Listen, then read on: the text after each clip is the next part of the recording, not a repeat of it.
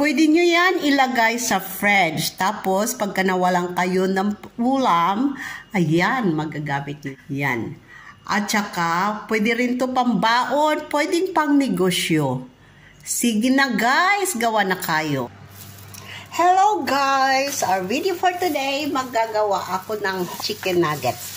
Ito na guys, ang aking minced chicken.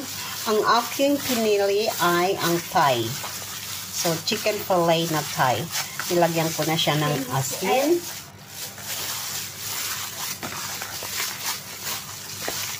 Nilagyan ko na siya ng asin.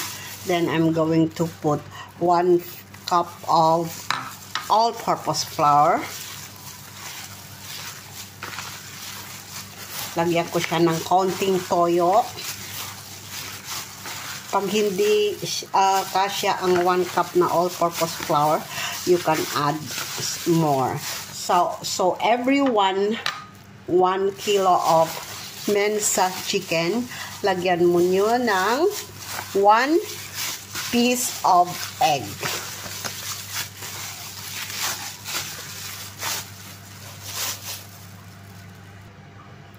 Lagyan ko siya ng pepper. Hindi ko lalagyan ng maraming pepper kasi mga bata ang kakain nito. May nagbe-birthday. Guys, pwede rin ito pang negosyo.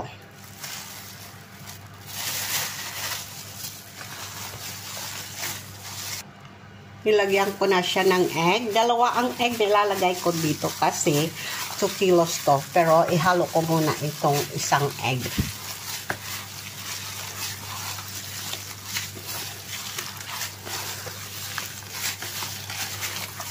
Then, I'm going to put oil.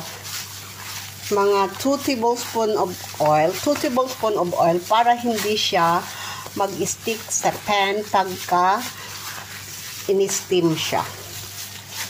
Guys, may 2 ways ng paggagawa nyo. Kung gusto nyo, diretso, ganon. Pero matagal siya maluto.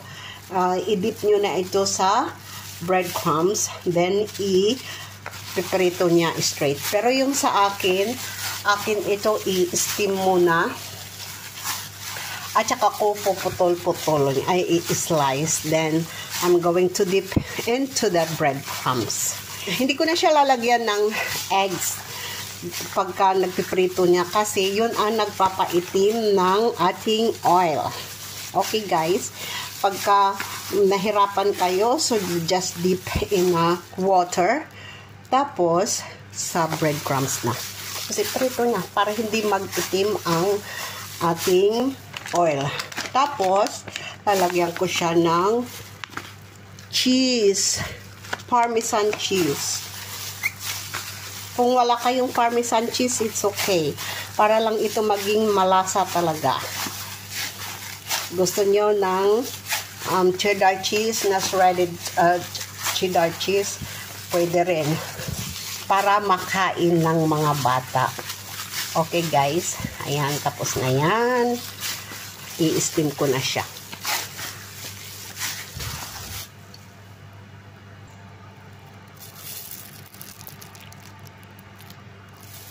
Ayan na guys. Akin na ilalagay dito ang aking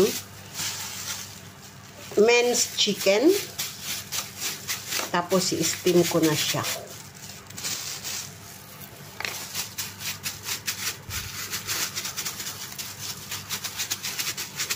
Kailangan hindi ito matubigan guys para hindi siya maging malambot. Okay guys. Ayan na guys, ini-steam ko na ang aking chicken nuggets. Hindi yan na lagyan ng ng tubig. So papatigasin ko lang ng konti. Guys, putol-putulin ko na ang aking ginawang chicken nugget. Ayan guys. Malamig na to. So, puputulin ko na to. Meron ako ditong breadcrumbs.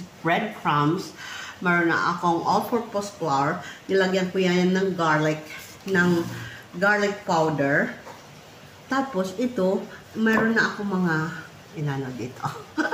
Hindi siya perfect na pagkaputol, pero okay lang to kasi kinakain naman to ng mga bata. Kakainin naman to. Bukas may birthday kasi. Ayan, ganyang kalalaki, oh guys. Ganyang kanipis. Oh, sorry. At saka, ganyang kalaki. So, ilagay ko dito sa aking tubig. Tapos, ilagay ko dito.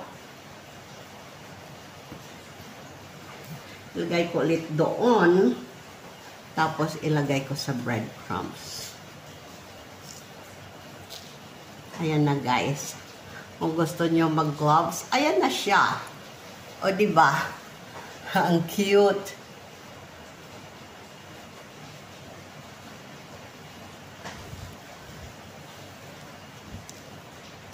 Continue the same sa ibang natitira. Okay, guys? Ayan na, guys. Tapos na ang aking chicken nugget. Ayan. Ipiprito ko na lang yan bukas. Kasi may birthday bukas. Ayan, guys. Ganun lang ang gawin nyo. Pwede nyo yan ipang negosyo, pero ayusin naman ng pagkaputol. Kasi sa akin, kahit ano lang putol ko. Trinay na yan kanina ni Jack. Nagprito siya ng about 12 pieces. Sabi niya, masarap. Kinain nilang dalawa ng daddy niya. Ay inulam sa fried rice. Thank you for watching. Bye!